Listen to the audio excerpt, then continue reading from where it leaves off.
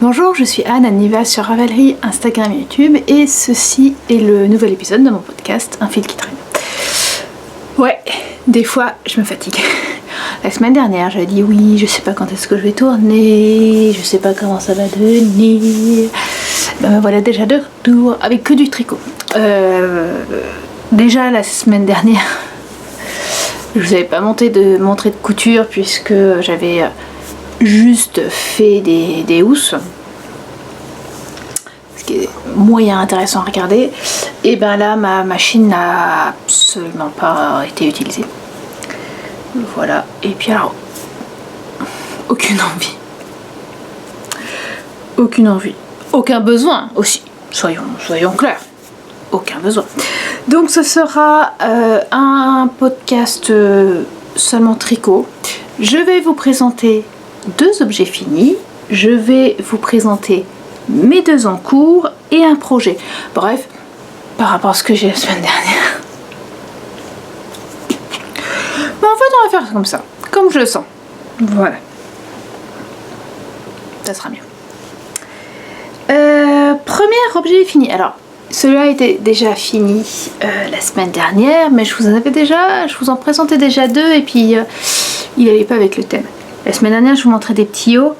Là, on prépare l'automne. Et j'ai fini mon Starflex pour me mettre dedans. Et il est grand. Et il est beau. Et je suis trop contente de l'association des couleurs. Il est très... Alors, le Starflex, c'est un châle de Stephen West, c'est le Mystery Call de l'année dernière, et qui normalement se tricote avec 4 écheveaux, 2 d'une couleur et 2 d'une autre. Alors moi j'avais bien 2 écheveaux de cette couleur là, j'en ai même 3, mais le 3e ça vient normalement d'ici la fin de l'année. Bref, mais de celui-là, de ce très beau rouge, qui était un One of a Kind de Zen Yarn Garden, qui est en fait un mélange de mérino, cachemire et soie. J'en avais qu'un, puis c'était un One of a Kind, donc je n'en aurais qu'un. Comme je l'avais déjà 2 ans. Et donc je l'ai mis avec un mohair et soie, avec très exactement 2 pelotes de mohair et soie. C'est des pelotes de 25 grammes des fermes de France que j'avais acheté. Enfin, mes parents m'en avaient offert une pelote juste avant que je parte, et le premier été j'avais demandé à y retourner pour en prendre une autre. Je savais pas trop à ce moment-là ce que je voulais en faire, mais je sentais qu'une ça serait pas suffisant. Et je trouve que j'ai bien fait. Parce que j'ai utilisé un peu de la deuxième. Donc, ma couleur principale était ce marron, qui est un single 100% mérino de Dye-Tastic, que j'ai trouvé sur Ravelry. La couleur étant I Am Groot. C'est un très beau marron avec des reflets ambrés. Vous savez les pierres, je sais plus si c'est œil de chat ou œil de tigre, c'est exactement ça. Donc on commence par tricoter le châle. Il est connu hein, en faisant les toiles, presque une étoile parce qu'elle se ferme pas. Ensuite, il y a une succession de points de bande, points mousse et points et jersey endroit. Alors là, normalement, le jersey endroit était censé être en marron et le point mousse était censé être en rouge. Voilà. Mais en fait, et j'ai commencé comme ça et j'ai défait parce que oui, alors, c'est du mohair. Comme justement ce rouge ne se retrouvait dans le... ça faisait bien plus sympa. Donc voilà, on a ces successions de bandes et ensuite on a de la brioche. Là j'ai vraiment suivi, j'ai mis la couleur principale sur l'avant et on devine les couleurs du rouge. Et en fait j'aurais fait de l'autre côté, ça aurait fait trop clair. C'est très beau aussi, mais c'est trop clair. Oh, qu'est-ce que c'est? Pas ennuyant, enfin si, je trouve qu'il y a un côté ennuyant dans la brioche. Voilà, j'aime beaucoup ce que ça fait, mais il y a un côté ennuyant. Voilà. Ensuite on a des deux côtés ces petites là de nouveau des successions de points mousse et de jersey, de barrettes de points mousse et de jersey des deux côtés. Et de ce côté là j'ai fait une petite erreur, c'était celui que je tricotais pendant que je faisais le, comment ça s'appelle, pendant que je répondais au tag tricot, et en fait j'ai fait deux bandes qui étaient censées être en point mousse, je les ai faites en jersey en vert. Alors ça se voit un tout petit peu ici, vous voyez là et là, vous voyez une petite barrette de marron. Oui bon, alors faut le savoir. On a ensuite des petites intercessions, des, comment ça s'appelle, des incrustations, voilà, on va dire ça comme ça. Un peu excusez-moi, oui chat, des incrustations de points mousse en rang raccourci, voilà, que j'ai refait avec le mohair. Et là j'ai attaqué ma deuxième pelote. Des trous, des gros trous. Et après, alors la finition, ici, normalement on tricotait autant qu'on pouvait, qu'on voulait, avec la couleur contrastante qui pour moi est rouge, et puis on finissait avec une bordure. Sauf que c'est ce que je vous disais, moi cet échevelage j'en avais qu'un seul. Et j'ai fait pas grand chose. Normalement c'est 7 rangs de mémoire, 7 ou 8 rangs, et j'en ai même pas fait 6. Ce qui est pas grave, voilà, j'ai arrêté quand j'en avais plus. Et je m'étais dit je vais finir avec le mohair. Sauf que au bout de très rapidement, au bout d'une dizaine de mailles, j'ai dit ça fera pas, parce qu'un acorn en mohair, même si j'avais pris des aiguilles beaucoup plus grosses, comment dire, ça raccourcissait. Donc je suis allée chercher dans mon stock, j'ai trouvé un peloton de laine fingering rouge, qui de mémoire était un reste de mon étole, d'une étole que j'avais tricotée il y a 2 ans. Voilà, et je l'ai doublé avec du mohair. J'ai continué avec mes grosses aiguilles comme ça, parce que moi j'ai un problème quand je fais un rabattage en I-cord, j'ai quand même tendance à resserrer. Donc j'ai eu quelque chose d'assez épais, j'avais un fil assez épais parce que fingering plus mohair c'est assez épais, enfin c'est assez épais. Voilà, c'est plus épais que du fingering simple. J'avais des grosses aiguilles. Et donc j'ai un I-cord qui ne resserre pas, voire même qui gondole très légèrement. Donc, ce qui veut dire qu'il est un peu grand. Et voilà, ça me fait un châle super doux, super grand. Alors j'ai déjà mis 1 ou 2 fois le soir quand on regardait la télé, puis il fait pas très chaud. On a la clim, donc c'est pour ça. Hein. On a la clim, et puis en plus puis une semaine les températures ont vraiment baissé. Elles vont remonter, hein, mais. Et voilà, je l'aime beaucoup. Pourquoi il fait absolument pas.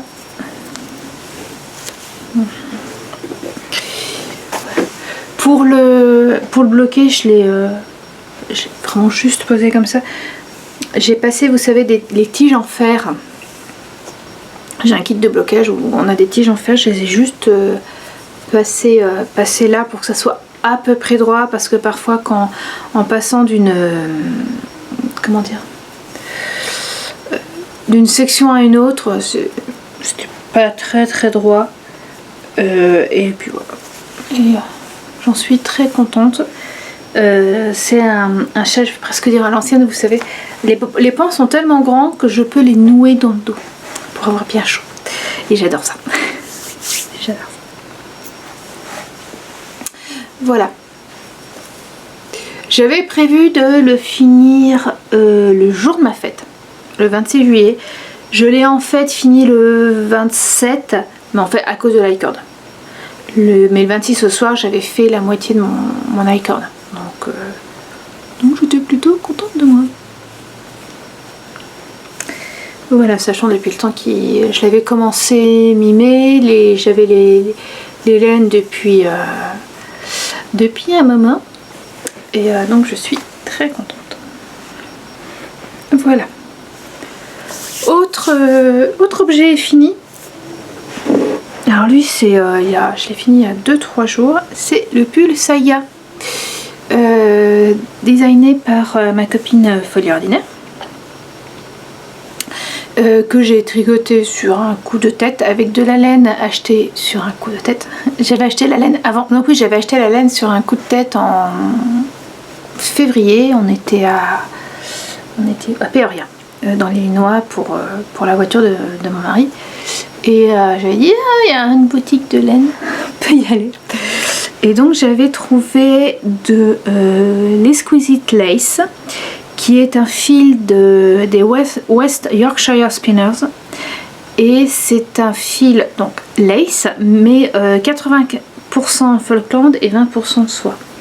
Et c'était un gris un peu très légèrement, il y a un fond lavande dans ce gris. Je m'étais dit, et quand je l'avais vu, je pourrais le tricoter en double. Et en effet, je l'ai tricoté en double et honnêtement, ça rend la définition est très belle. Et je suis très contente.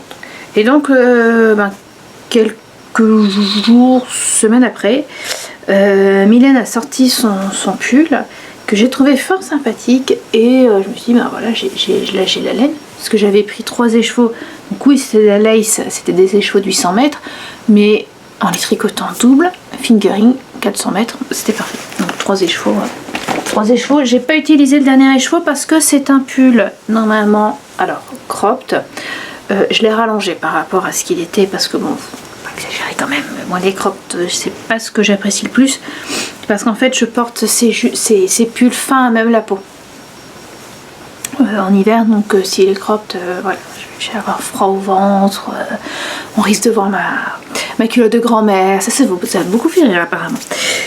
Vous appelez pas comme ça les grandes culottes en coton blanc? Bref, je m'égare et je m'enfonce en même temps.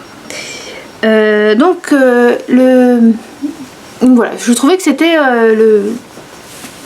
comment dire,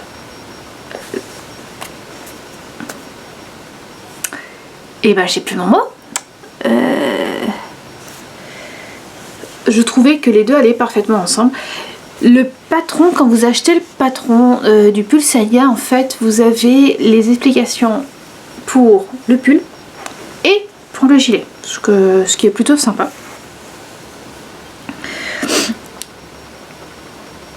Et voilà, alors c'est un pull tout simple en raglan qui commence par le haut et qui a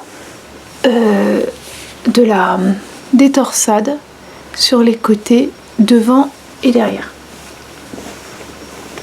Les torsades sont assez intuitives, même si je suis à peu près sûre que j'ai fait une faute. Je suis à peu près sûre que là, ici, j'ai oublié, il y a 2 rangs qui sont passés à la trappe.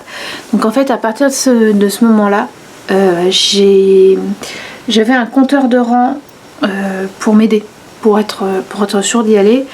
Et pour vous dire, quand je suis partie en vacances, j'étais arrivée justement, j'avais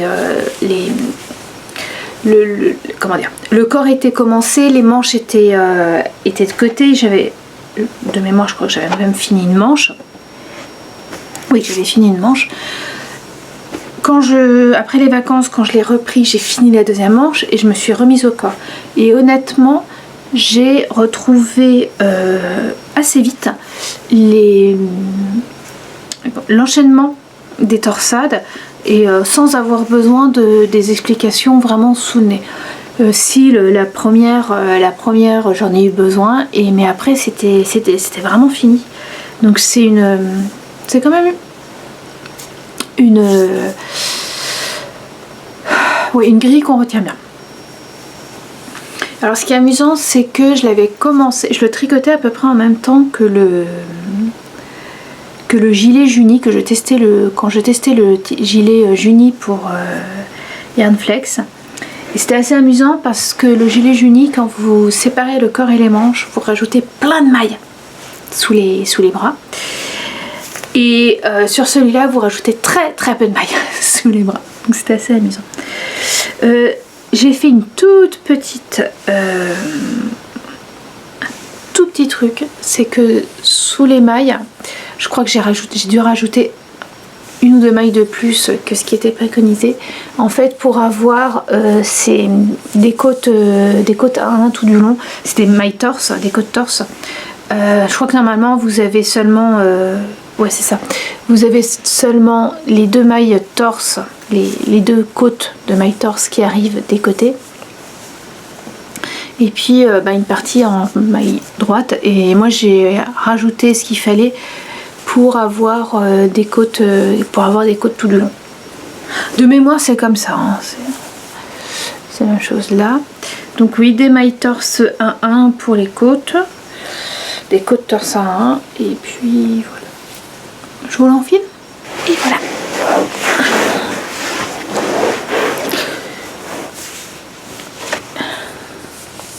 Donc on voit bien, la torsade est vraiment jolie. J'ai envie de dire, là où je me suis bourrée, c'est pas grave, il y a les bras dessus. Et on la retrouve.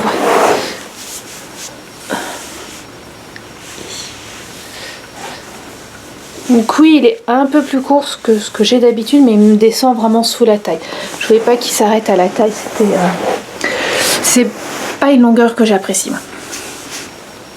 Et voilà. Alors j'ai l'impression d'avoir une manche un chouille plus longue que l'autre. Non, c'est juste que qu'elle était moins allongée. Voilà, et de mémoire, je n'ai pas eu à rajouter de mailles au niveau des manches, parce que parfois les manches c'est un peu juste pour moi, je dois rajouter des mailles, et là pas du tout, et c'était plutôt grave. Donc voilà, et j'aime beaucoup cette couleur. Il ira avec énormément de mes hauts. La laine est super douce.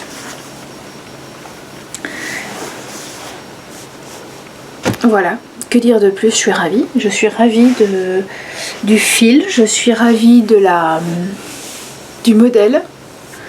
L'avantage du corps, comme il y a ces torsades, je trouve que toujours ça avance vite, parce qu'on a une de plus, sans que ça soit trop gros, parce que c'est vrai que les pulls avec beaucoup de torsades, moi j'ai toujours un peu cette crainte de me dire, oh là là, il y a des rangs. J'ai sans arrêt à être avec mon épingle à cheveux pour faire les torsades, puisque je fais les torsades avec des épingles à cheveux, et là c'est pas le cas. Donc voilà. Alors je vais regarder. Bah, c'est parfait. C'est parfait ensemble. Il fait pas froid à ce point. Il fait pas froid à ce point là, mais ça fait du bien. Donc voilà mes deux objets finis, et j'étais bien contente de les avoir finis, parce que ça faisait un moment relativement qu'ils étaient sur mes aiguilles, et ils ont fait la place à d'autres choses. Alors le premier vous l'avez déjà vu, j'ai repris le Bloom Time Sweater de ma maman. Donc le Bloom Time Sweater, c'est un patron de Crystal Newell. C'est un pull avec un yoke en dentelle, et le corps et les manches sont en point de semis. C'est un pull donc que je tricote pour ma maman en laine C'est la laine graine de laine. Je ne me rappelle plus son nom. C'est la fingering Mérinos soie. Très joli bleu. Et en fait c'est un échange. Je tricote ce pull à maman et elle me crochette un pull en échange. J'avais vu et comme elle crochette bien et vite, voilà, c'était plus simple que ce soit elle qui crochette et moi qui tricote. Bref. Et je l'avais commencé au printemps et je n'arrivais pas à l'avancer. C'était une horreur. J'avais en un mois, j'avais 13 rondiocs. Voilà, alors en sachant que vous commencez, donc il se commence par le haut, vous commencez par les côtes, par les mailles torse, des mailles torse 1-1, après bon vous avez des rangs raccourcis pour former l'encolure.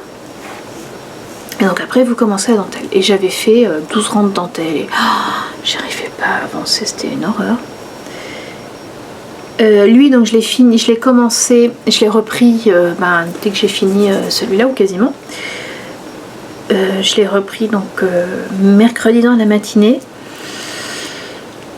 Et quasiment le mercredi soir j'avais déjà doublé le nombre de mailles. Hier je l'ai pas trop avancé donc on va dire ce qui est. Mais vraiment je le trouve là limpide alors que au printemps je n'arrivais pas, mais c'était une horreur. J'avais tout le temps le nez sur la grille et ça n'avançait pas. Vous avez en fait 8 répétitions du motif et quand j'en faisais un j'avais l'impression d'en avoir fait 20. Enfin je n'arrivais pas à l'avancer, c'était une horreur. Et là je les enfile d'une façon, j'ai un mouchon sur l'écran de la caméra. Mais voilà, là à ce rythme là, la semaine prochaine le yoke est fini. J'étais vraiment pas dans le bon état d'esprit. Vraiment je crois que j'étais pas dans le bon état d'esprit pour faire quelque chose comme ça. J'avais besoin de quelque chose de plus simple, tout en ayant une toute petite complication, comme par exemple le saga, c'était parfait. Et je pense que le saga aurait eu plus de... comment ça s'appelle, de répétition des torsades, j'aurais pas réussi à l'avancer aussi bien. Le Junis c'était parfait aussi, le Lady Agatha ultra parfait vu la vitesse à laquelle j'ai tricoté, et lui non, c'était pas possible. Et là j'ai le cerveau disponible pour l'avancer, donc je suis contente, j'en suis très contente. Et je pense que c'est purement dû au Covid, hein. Tout ce qu'il y avait, alors c'est pas fini pour l'instant. Le comté s'est pris 9K hier. Et oups. Voilà. Mais voilà, il y a des trucs qui se sont... C'est le bon moment. C'est le bon moment pour le prendre, donc je vais l'avancer au maximum. L'idéal, ça serait de finir le yoke tant que je suis dans cet état d'esprit. Il faut que je me continue. Et alors je me suis aperçue de quelque chose. Le patron demande des GGT. Donc GGT ou SSK, c'est on glisse une maille, comme si on allait tricoter, on glisse une deuxième maille. Ensuite on les repasse sur l'aiguille de gauche et on les tricote ensemble. Et j'avais vu, moi je m'étais aperçue que si vous tricotiez 2 mailles torse, et ça rendait visuellement la même chose. Bon, donc quand je vois GGT, moi automatiquement je fais 2 mailles torse. Or là j'avais un problème, c'est-à-dire que juste avant mes 2 mailles torse, j'ai voyez, j'ai un jour assez grand. Et de mémoire, je reviens. De mémoire, c'était à peu près là, c'était un peu la même chose sur celui-là, mais ça se voit pas. J'avais eu des soucis, mais mes jetés étaient beaucoup plus lâches juste avant des GGT, avant de My Torse qu'après. Et donc ben voilà, c'est un peu embêtant parce qu'on a parfois on a vraiment l'impression que j'ai des jetés juste avant alors que c'est pas le cas. Vous voyez, entre les jetés là et mon échelle ici, parce que ça fait une échelle, pas beaucoup de différence. Et tout d'un coup, mais sur le dernier rang, donc ça se voit pas trop, je me suis dit, mais si je faisais justement un GGT, non pas de My Torse, mais un GGT. Et tout de suite, ça fait la différence. Ça fait la différence. Je trouve que c'est plus resserré. Donc là, maintenant, je vais faire attention à faire des GGT et non pas de My Torse ensemble.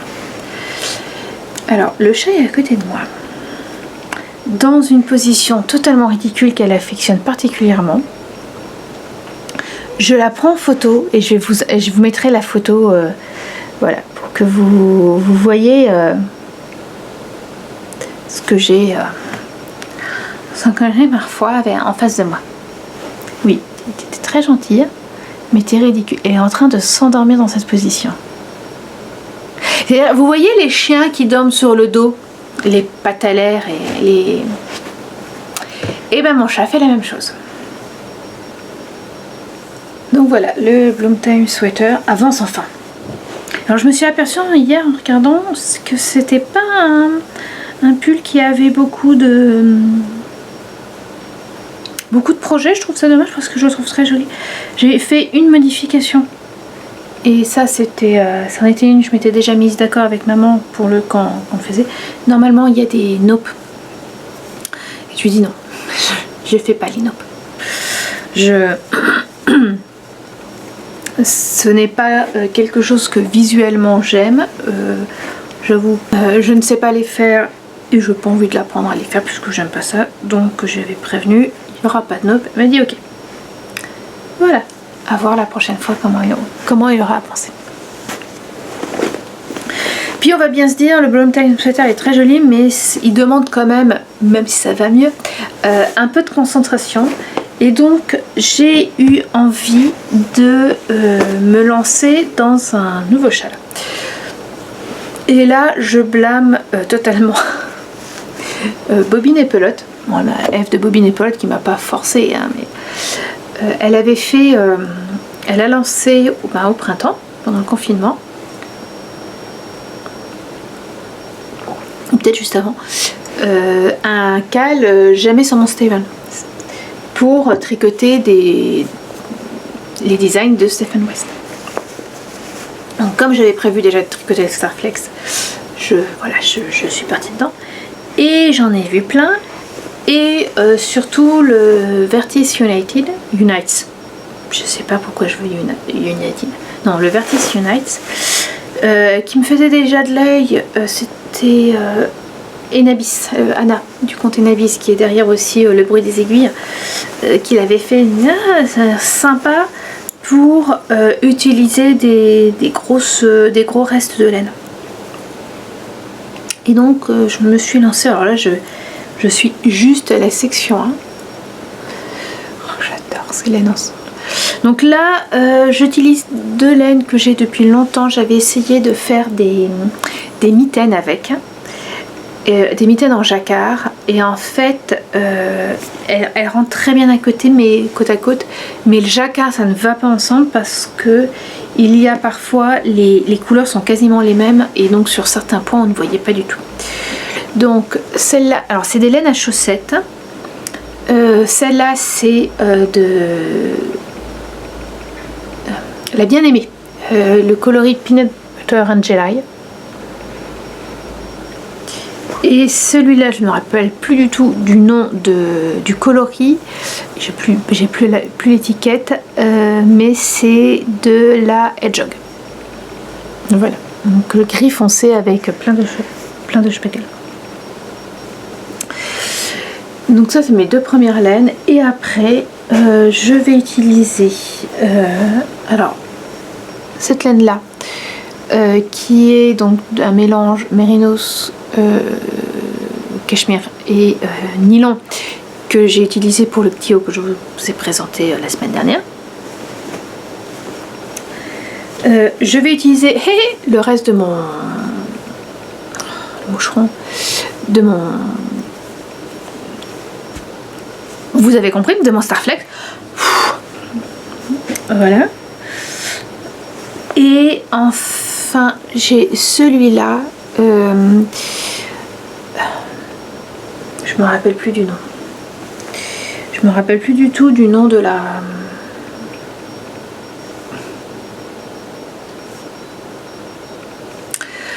C'est pas grave, je l'ai déjà utilisé pour le bonnet Sibine de Yarn Flex que j'avais le dernier bonnet que j'ai tricoté cet hiver. Voilà. Et il m'en reste pas mal et tout ensemble va faire assez sympa.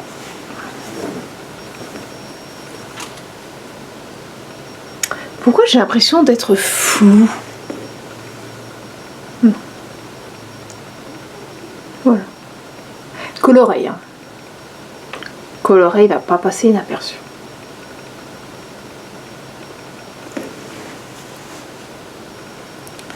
Voilà. Alors, attendez, ceux-là ils vont là et celui-là il va là. Donc c'est l'avantage, c'est un patron qui se tricote. C'est un châle qui se tricote uniquement en point mousse avec comment dire, pour l'instant j'ai juste des augmentations d'un côté, après j'aurai juste des diminutions. C'est là surtout pour l'instant j'en ai pas beaucoup. C'est le projet parfait pour aller à droite, à gauche, parce que on a quand même quelques activités qui ont repris. Lise à softball, Marc à musique avec l'école. Et donc voilà, quand j'y vais et que je sais que je les attends un peu le temps qu'ils sortent, je le prends et je peux tricoter comme ça un ou deux rangs. Voilà. Donc lui il n'est pas pressé, hein. C'est vraiment le projet qui avance petit à petit. Je vous ai dit, 2 objets finis, 2 en cours et un projet à venir. Le Knitich va reprendre en 16 septembre.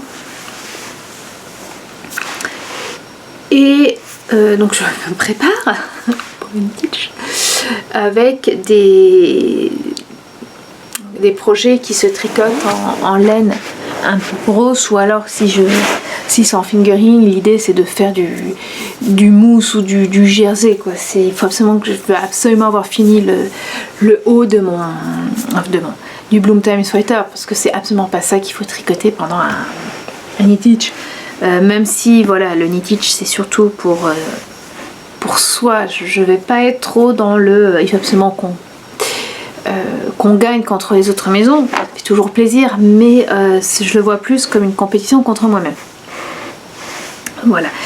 Et donc j'essaye de tricoter des pièces assez épaisses, sauf le shifty que là je veux commencer parce que sinon je le tricoterai pas cette année, et je veux utiliser les laines prévues, je veux tricoter les laines que j'ai prévues pour le shifty cette année. Bref. Et donc un de mes projets pour ce Knitich, c'est un deuxième Félix cardigan. C'est donc un Félix cardigan que j'avais déjà tricoté l'année dernière justement pour le Knitich. J'avais utilisé de la laine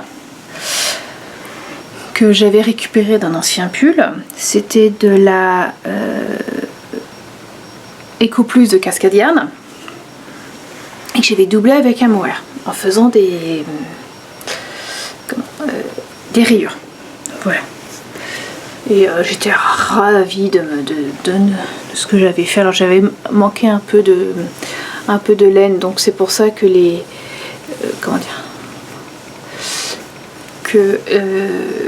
boutonnières sont plus, qu'il y a des endroits beaucoup plus sombres, parce qu'en fait là la laine la laine n'est pas la même. Et donc voilà. Normalement on tricote c'est de l'aran en 6. Enfin bref. Et je voulais le refaire mais en un peu plus léger. Et donc j'avais acheté de l'alpaga de Knit Picks, donc c'est de la alpaga Aran, mais qui en fait s'est révélé être de la déca. J'ai pas bien fait attention, voilà. Et en plus je voulais le faire dans un dégradé, du blanc au noir foncé. Puis bon, voilà, ça n'allait pas, donc vous savez que j'ai pris 4 couleurs enfin vous savez si vous me suivez, j'avais pris 4 des 5 couleurs pour me tricoter le châle Pierre de Stephen West.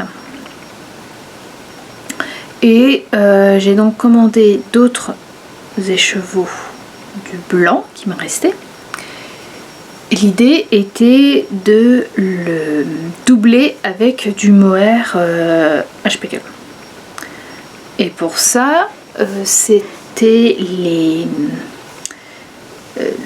le mohair que je vous ai présenté au moment du tag tricot. Donc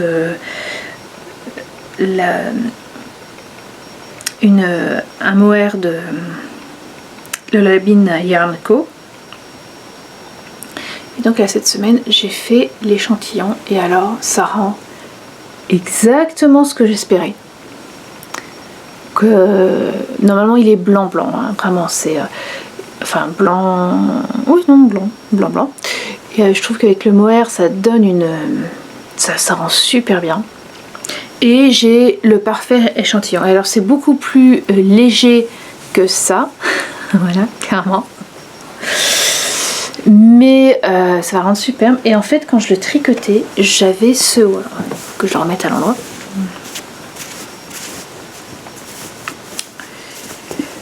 Mais j'avais ce haut qui est un petit... Ah il sort pas. Oulala. C'est un haut en jersey de lin que j'avais cousu, et jersey de lin fuchsia, voilà, mais pas aussi électrique que ce que je vois. Et en fait il ira super bien avec. Ils iront super bien ensemble. Autant là c'est le bon gros gilet d'hiver vraiment chaud, vraiment doudou. Là je vois plutôt le gilet d'été, pas d'été mais début de printemps, voilà, où on n'en peut plus de la grisaille, il nous faut de la couleur. Et voilà, entre l'alpaga, le mohair, la soie, il va tenir chaud par-dessus le lin aussi, mais voilà, plus trop, vous voyez ce que je veux dire, c'est totalement printanier. C'est totalement printanier et j'ai hâte de le mettre sur mes aiguilles. Par contre, je ferai une taille en dessous de celui-là, parce que lui, j'avais fait la taille 3 et c'était un peu grand. C'était un peu grand et surtout l'emmanchure tombe un peu basse. Ça va bien, hein, mais là, voilà, comme ça va être quelque chose d'un peu plus printanier, je ferai la taille du dessus. Il faut que j'attende de septembre. Voilà pour le tricot, donc je vous disais pas de couture et puis un peu de lecture parce qu'en fait j'ai retrouvé un livre que j'avais lu en anglais au printemps, hiver-printemps, parce que j'avais mis du temps à le lire et dont je ne vous avais pas parlé parce que je l'ai fini grosso modo au moment où je lisais énormément de choses à côté. Et alors le truc marrant, c'est que en le cherchant pour vous le présenter ce matin, j'ai retrouvé le livre que je cherchais désespérément la semaine dernière, d'Irema, que je n'avais pas trouvé, en me disant bon voilà, je l'ai dû le donner.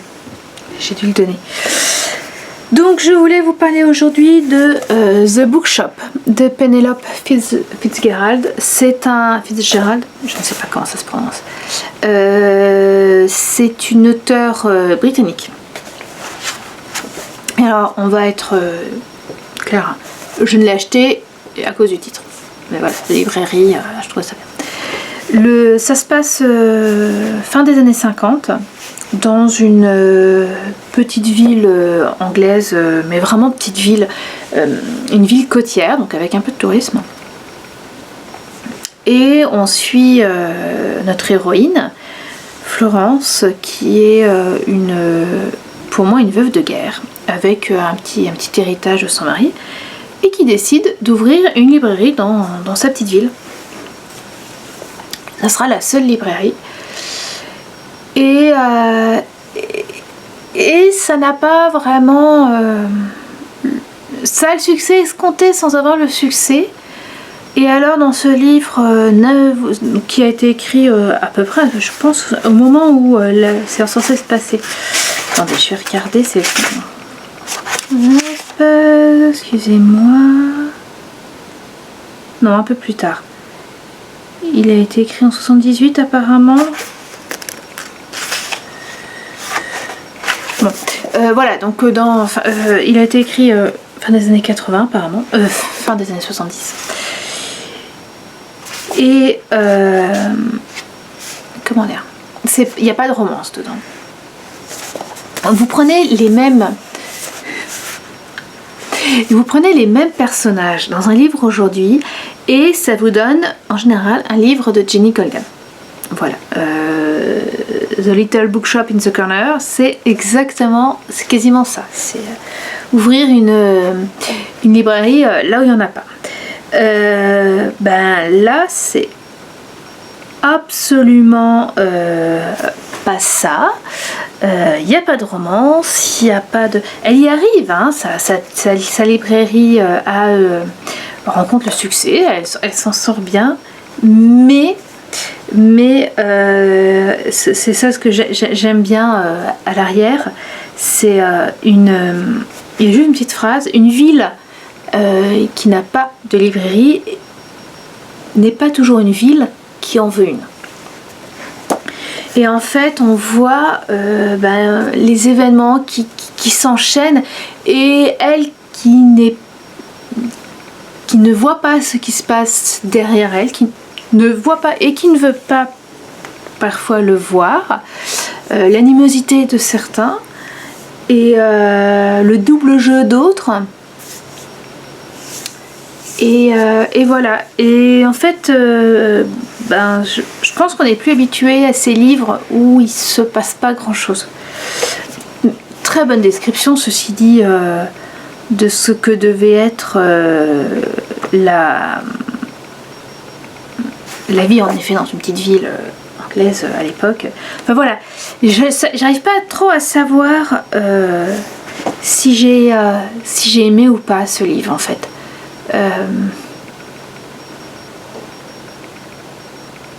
J'étais pas habituée au rythme, je m'attendais pas du tout à ce rythme là et mais voilà, c'est un souvenir un peu doux amer en fait. Je sais pas, c'est comme dirait Emma, au fait, au final, ces deux livres-là, à un moment, je me dis, ouais, bon, c'est bon, là, quand je les ai finis et que vous les ai présentés, je les donne. J'en suis plus si sûre. J'en suis plus si sûre. Je sais que je ne les relirai pas, mais ils peuvent être sympas à faire lire. Et alors, ce livre-là, The Bookshop, a été transformé en film. Je crois qu'on peut le voir sur Amazon Prime. Mais je sais pas si j'y ai voir. Je pense pas. Je ne pense pas. Enfin bon, voilà. Pas de capsule américaine. J'ai pas spécialement envie. J'ai pas spécialement d'idée. Si jamais vous avez des questions, je sais pas si je pourrais y répondre, mais voilà, si jamais vous avez des petites questions, n'hésitez pas. On va la mettre en pause, la capsule américaine. Voilà. Je ne sais pas, est-ce que je refilmerai la semaine prochaine ou dans 2 semaines. On verra bien. On verra. D'ici là, écoutez, tricotez bien, crochetez bien, cousez bien, lisez bien, etc., etc. Et puis surtout, prenez soin de vous. Au revoir.